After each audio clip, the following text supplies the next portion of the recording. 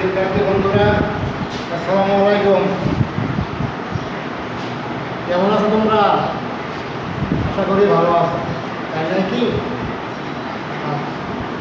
আজকে এই বৃষ্টি ব্যাপার সকালে আমাদের পাঠের বিষয়বস্তু হচ্ছে রাষ্ট্র ও সরকার ব্যবস্থা। আমাদের রাষ্ট্র ও সরকার ব্যবস্থা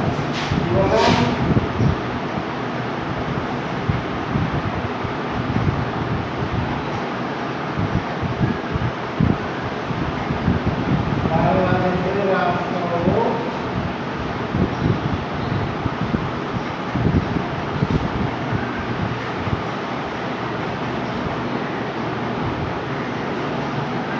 সরকার ব্যবস্থা।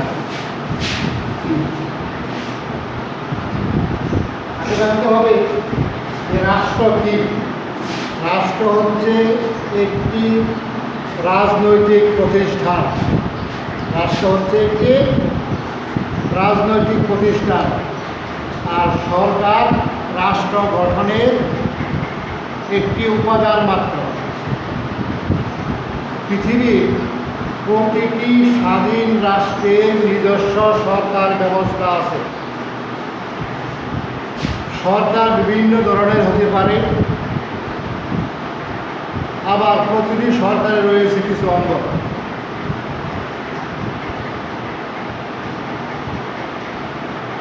রাষ্ট্র পরিচালিত হয় সংবিধানে উল্লেখিত কতগুলো নীতিমালার ভিত্তিতে। আমাদের বাংলাদেশের সংবিধান রচিত হয় স্বাধীনতার পর 1972 সালের নভেম্বর মাসে।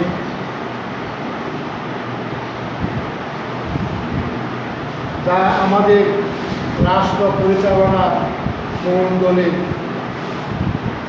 এবং লিখিত মণ্ডলী।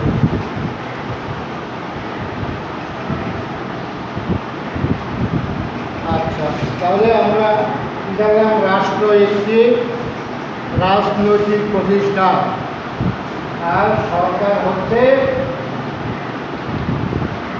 কি রাষ্ট্র গঠনের একটি উপাদান মাত্র।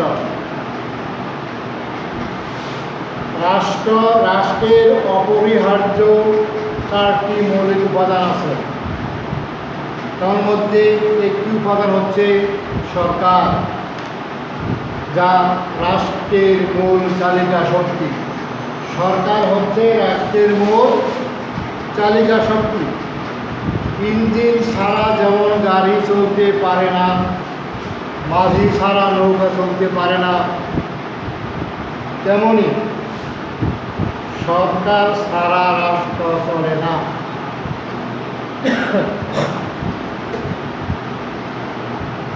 রাষ্ট্র পরিচালনার সকল কাজ সরকারের মাধ্যমে পরিচালিত হয়ে থাকে। সরকার রাষ্ট্রের অপরিহার্য উপাদান হলেও সব রাষ্ট্রের সরকারের ধরন কিন্তু এক নয়।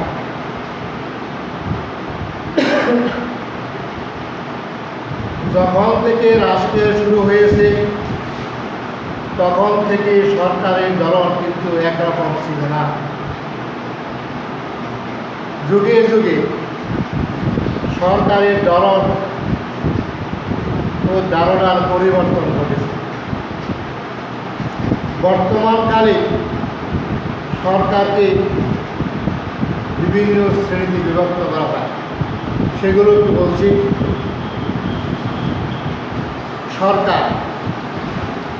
সরকারকে প্রধানত দুই ভাগে ভাগ করা যায়। একটা হচ্ছে গণতান্ত্রিক সরকার, আর একটা হচ্ছে একনায়কতান্ত্রিক সরকার।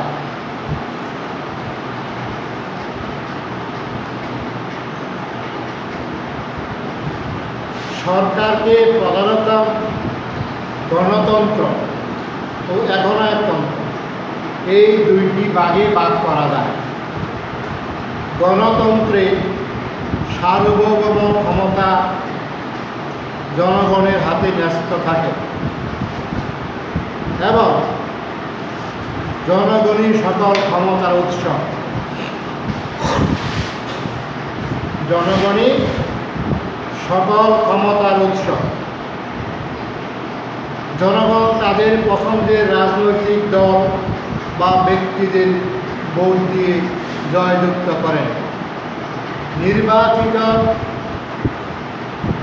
জনপ্রতিনিধিরা সরকার গঠন করে এবং রাষ্ট্র পরিচালনা করে।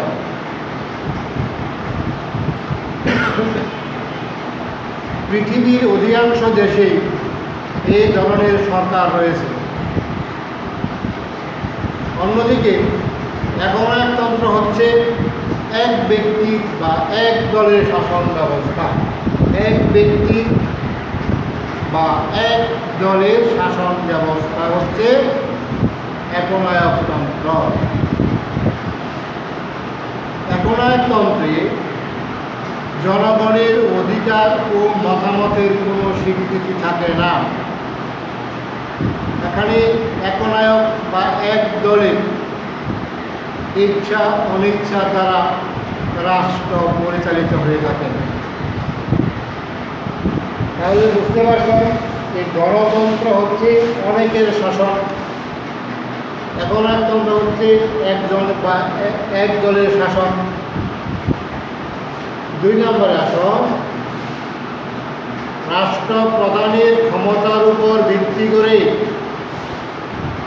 সরকারকে আবারও বিভাগে ভাগ করা যায়। রাজতান্ত্রিক সরকার এবং প্রজাতান্ত্রিক সরকার। যে সরকার ব্যবস্থায় রাষ্ট্রপ্রধান উত্তরাধিকার সূত্রে ক্ষমতা লাভ করেন তাই হল রাজতন্ত্র। বর্তমানে 2-1টি ব্যতিক্রম ছাড়া সরাসরি রাজতান্ত্রিক সরকার খুব একটা নেই। যেমন সৌদি আরব রাজতন্ত্র, কিন্তু বিশ্বে অনেক রাষ্ট্রই অতীত ধরে রাখতে নিয়মতান্ত্রিক রাজতন্ত্র চালু আছে, যেমন গ্রেট ব্রিটেন। অন্যদিকে জনগণের ভোটে যে সরকারের রাষ্ট্রপ্রধান নির্বাচিত হন সে সরকার হল প্রজাতান্ত্রিক সরকার। এই ধরনের ব্যবস্থায় জনগণকে রাষ্ট্রের মালিক বলে গণ্য করা হয় বা মনে করা হয়। 3 নম্বরে আসুন, ক্ষমতার ভিত্তিতে, ক্ষমতার বন্টনের ভিত্তি করে গণতান্ত্রিক সরকারকে আবার 2 ভাগে ভাগ করা হয়। এককেন্দ্রিক সরকার এবং যুক্তরাষ্ট্রীয় সরকার। এককেন্দ্রিক সরকার এবং যুক্তরাষ্ট্রীয় সরকার। যে সরকার ব্যবস্থায় কেন্দ্রের হাতে ক্ষমতা ন্যস্ত থাকে তাকে বলে এককেন্দ্রিক সরকার। মানে কেন্দ্র থেকে সব কিছু পরিচালিত হয়। আর যুক্তরাষ্ট্রীয় সরকারের সংবিধানের মাধ্যমে কেন্দ্র এবং প্রদেশের মধ্যে ক্ষমতা বন্টন করা হয়।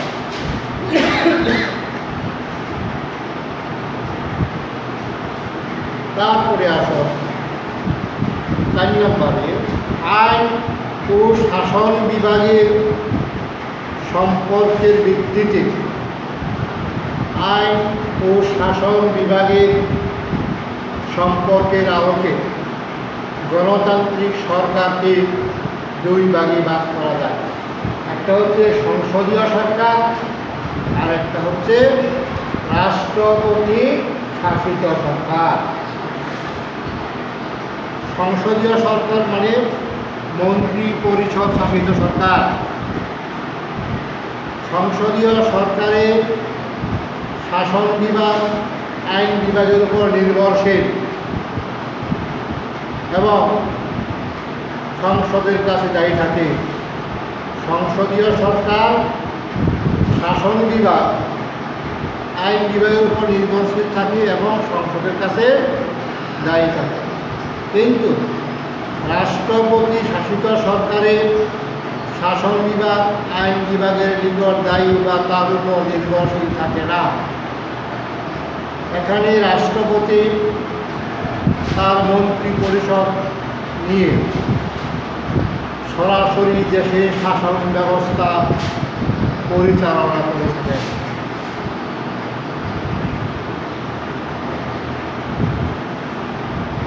তারপরে আসা 2 নম্বরে বাংলাদেশের সরকার পদ্ধতি।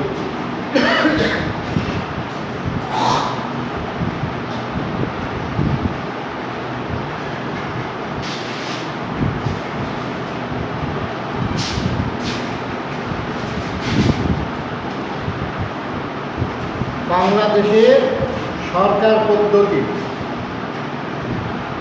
আমরা জেনেছি যে বাংলাদেশ একটি গণতান্ত্রিক দেশ। এই দেশে প্রজাতান্ত্রিক সরকার বিদ্যমান। এখানে জনগণ রাষ্ট্রের মালিক। এর কোনো প্রদেশ নেই। একটি মাত্র কেন্দ্র থেকে শাসন কার্য পরিচালিত করা হয়। এতে সংসদীয় তথা মন্ত্রী পরিষদ শাসিত সরকার ব্যবস্থা বিদ্যমান। মন্ত্রী পরিষদ শাসিত সরকার ব্যবস্থায় নিয়মতান্ত্রিকভাবে একজন রাষ্ট্রপ্রধান থাকে।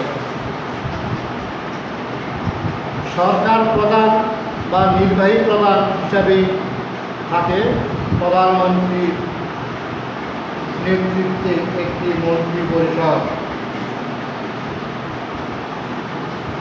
মন্ত্রী পরিষদ শাসিত শাসন ব্যবস্থায় আইনসভার প্রাধান্য বিদ্যমান। মন্ত্রী পরিষদ রাষ্ট্রের যে কোনো নির্বাহী কার্য সম্পাদনের জন্য আইনসভার কাছে দায়বদ্ধ থাকে।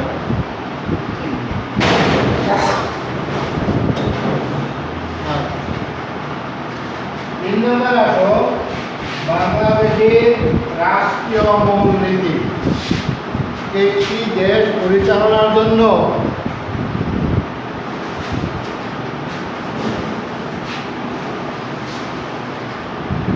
কতগুলো মূলনীতি থাকে দরকার হয়। আমাদের দেশেও মূলনীতি আছে, যা 1972 সালে মূল সংবিধান এবং সংবিধানের 5ম সংশোধনী অনুযায়ী বাংলাদেশের রাষ্ট্র পরিচালনার মূলনীতি সমূহ হচ্ছে: 1 নম্বর জাতীয়তাবাদ, 2 নম্বর সমাজতন্ত্র, 3 নম্বর হচ্ছে গণতন্ত্র, 4 নম্বর হচ্ছে ধর্মনিরপেক্ষতা।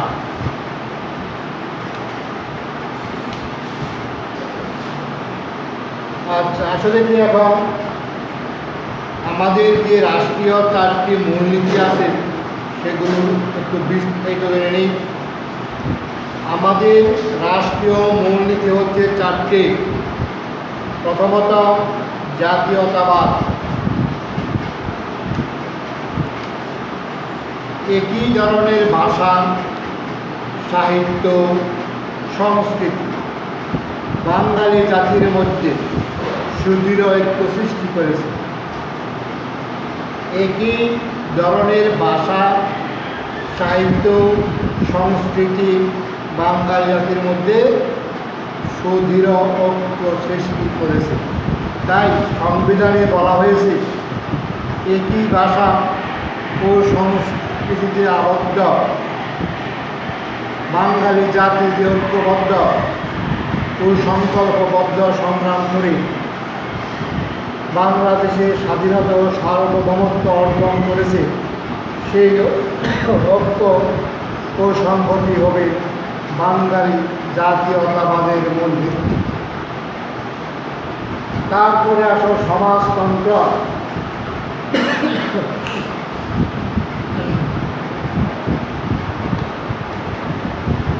অর্থনৈতিক ক্ষেত্রে সমতা আনার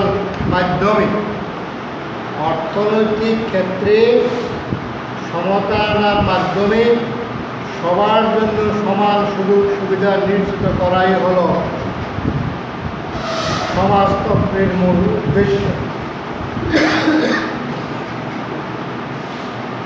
শোষণমুক্ত, ন্যায়ভিত্তিক ও সমতা ভিত্তিক সমাজ প্রতিষ্ঠার উদ্দেশ্যে সমাজতন্ত্রকে রাষ্ট্রের একটি মূল নীতি হিসাবে গণ্য করা হয়েছে। 3 নম্বর, গণতন্ত্র। রাষ্ট্রের সকল কাজে নাগরিকের অংশগ্রহণ নিশ্চিত করাই হল গণতান্ত্রিক রাষ্ট্রের মূলনীতি। রাষ্ট্রের সকল কাজে নাগরিকের অংশগ্রহণ নিশ্চিত করাই হল গণতান্ত্রিক রাষ্ট্রের মূলনীতি। এর মাধ্যমে নাগরিকের মৌলিক মানবাধিকার ও স্বাধীনতা নিশ্চিত হবে, মানুষের মর্যাদা হবে প্রতিষ্ঠিত। 4 নম্বরে আসো ধর্ম নিরপেক্ষতা। ধর্ম 4 জায়গা, রাষ্ট্রটি হচ্ছে সভা। কাজেই রাষ্ট্রের প্রতিটি মানুষ স্বাধীনভাবে নিজ নিজ ধর্ম পালন করবে এবং ধর্ম পালনে কেউ কাউকে কোনো প্রকার বাধা প্রদান করবে না। এই লক্ষ্য সামনে রেখেই ধর্ম নিরপেক্ষতাকে রাষ্ট্রের মূল নীতি হিসাবে গ্রহণ করা হয়েছে।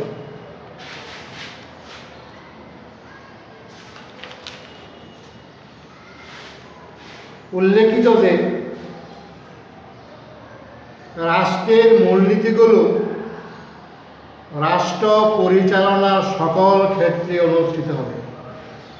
প্রতিটি নাগরিকের উচিত এই রাষ্ট্রীয় মূলনীতিগুলো মেনে চলা। তাছাড়া সংবিধান রাষ্ট্র পরিচালনার পবিত্র দলিল। অতএব কাজেই সংবিধানকে সম্মান করা ও তা মেনে চলা প্রতিটি নাগরিকের অন্যতম দায়িত্ব ও কর্তব্য।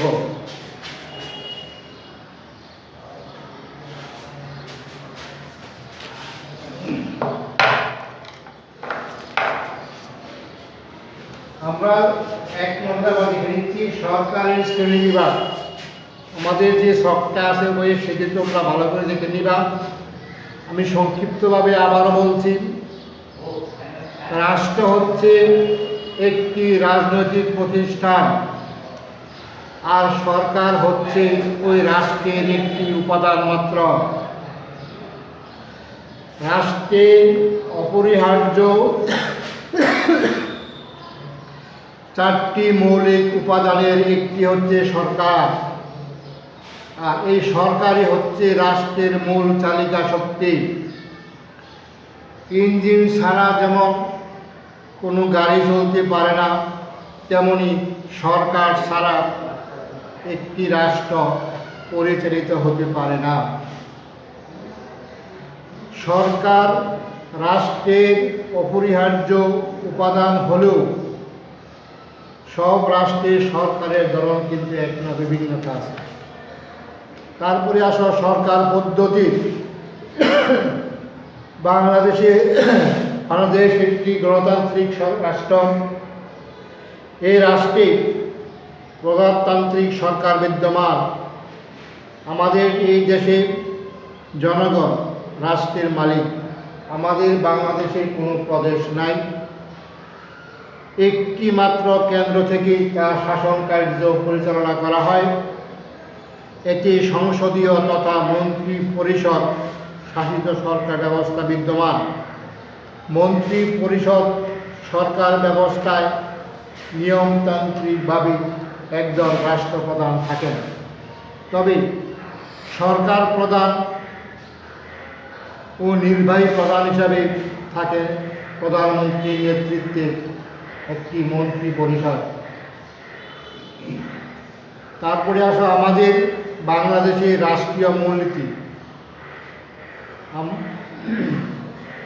আমাদের রাষ্ট্রীয় মূলনীতি হচ্ছে চারটি। 1 নম্বর জাতীয়তাবাদ। আমরা হচ্ছে কি বাঙালি জাতীয়তাবাদী হচ্ছে আমাদের মূল ভিত্তি। সমাজতন্ত্র, গণতন্ত্র এবং ধর্মনিরপেক্ষতা।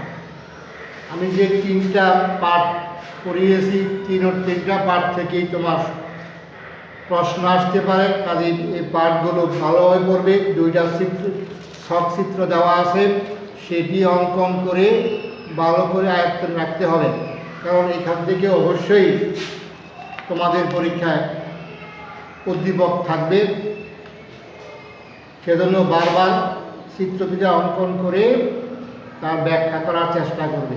ধন্যবাদ সবাইকে।